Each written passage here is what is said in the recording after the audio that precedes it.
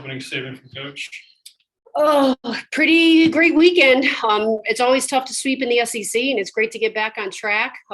Great team effort, great pitching outing, and great pitching performance by Krings again today. One ball just got away from her, but I mean, she kept them off balance with that changeup. And it was great to have Emma come in and really close it out. Just overall, really happy with us getting back on track and the effort that we put in over these 3 games. Hey, Coach, just what do you think went into the response that you got from your team to go out after, the tough start to the SEC slate, now winning these 3 straight? So ask your question again. The volume was a little low on the computer. Sorry. Oh, sorry. Can you hear me, Coach? Yep, now I can hear you. What went into the response? What did you tell them? What did the leaders on the team say to kind of get back on track this weekend?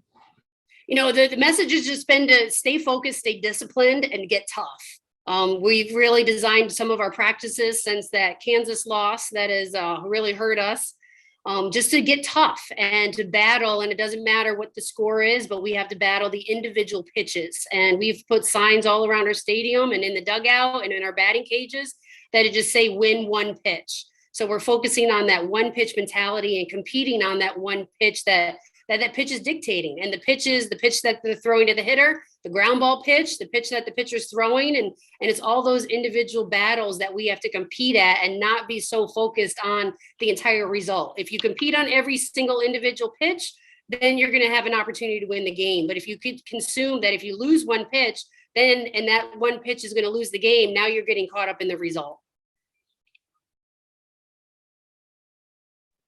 Coach, yesterday you talked about your goal for this game was to hit balls harder and stuff. So did you kind of see that throughout the at-bats today? And is there any other areas where you kind of want to grow on going into this week and next weekend? Yeah, I felt like we had some better at-bats. It was nice to see Jenna. Jenna was hitting the ball hard all day long. So that was really good to see. Kim Wirt has been on fire, continue to spray the middle of the field, doing what she's capable of doing. We got to get a couple more batters in our lineup to start hitting some balls hard. We have a couple gaps, and I made some pitch hitting opportunities there. But I mean, we're going to continue to do those things and continue to put people in there to give them opportunities and try to get the best out of them. Moving forward, that's really going to be our focus. We're going to have a practice tomorrow. We're going to spend a lot of time on hitting, on driving the ball hard. What's happening is that when a hitter struggles, they don't want to fail, and they don't want to swing and miss, and they don't want to strike out. So then they're starting to slow their bat speed down, which is creating those weak outs and that weak contact. So tomorrow we're going to just spend time on getting our bat speed up, trying to hit swing as hard as we can and hit the ball as hard as we can. Our pitching needs to stay on track. I thought we had three great pitching performances. It was great to have Krings throw 2 of the 3 games. She has not done that much in her career. So it was great to see her be able to do that. And we got to continue to grow on the mound. I'm really happy with Schumacher's performance, and we got to get Jordan Weber back on track. So we have 3 quality starters that we can be able to go to. Coach, you talked about Jenna this weekend, and she was real effective beginning innings. Can you talk about the decision to move her into that leadoff spot starting last weekend? Jenna's the type of player that she needs to run free. She needs to be a free player, and I felt like being behind Brooke, she was a little restricted in some of her base running. She couldn't be as aggressive. So leading her off, she has the freedom now to drop a bunt. She doesn't have to worry about someone being ahead of her. She can slap if she wants to. And, obviously she had that leadoff triple, so that was great. But it's just giving her more freedom to be who she is and the type of player that she is. And that's someone that can run and go and really create a lot of havoc and make things happen. Coach, you kind of mentioned it, but especially with like the 6 through 8 in the order, you kind of had a little bit less offensive production. Is there something specifically that you want to focus on or that you think is kind of impacting that? And is there a way you want to improve on that going into this week? I don't think we're aggressive enough on hittable pitches. And then I feel like we chase pitches out of the zone. Cara Daly in particular right now. And this happens to hitters all the time. And it just becomes really obvious with freshmen because they've never experienced it before. Cara was seeing the ball really well, hitting a lot of balls hard, hitting a lot of balls out of the ballpark. So then pitchers are going to start throwing her balls and try to get her to swing at balls. Hitters want to hit.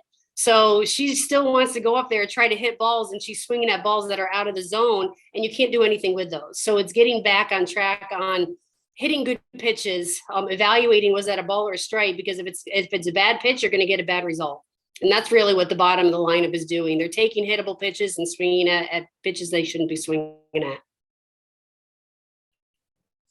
Coach, with Krings, 82 pitches through her first 3 innings and then 36 in the last 3.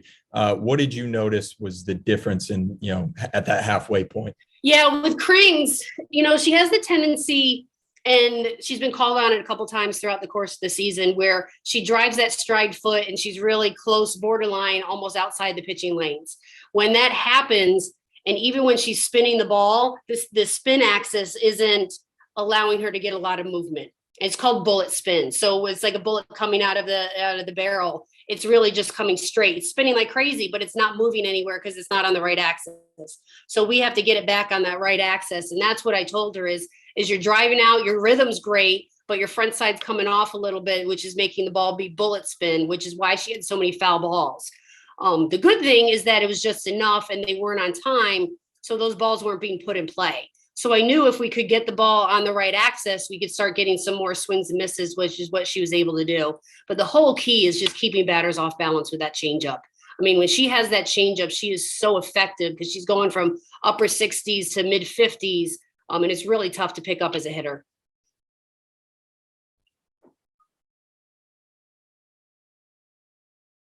We good? Anything else for Coach? Okay, thanks for being here.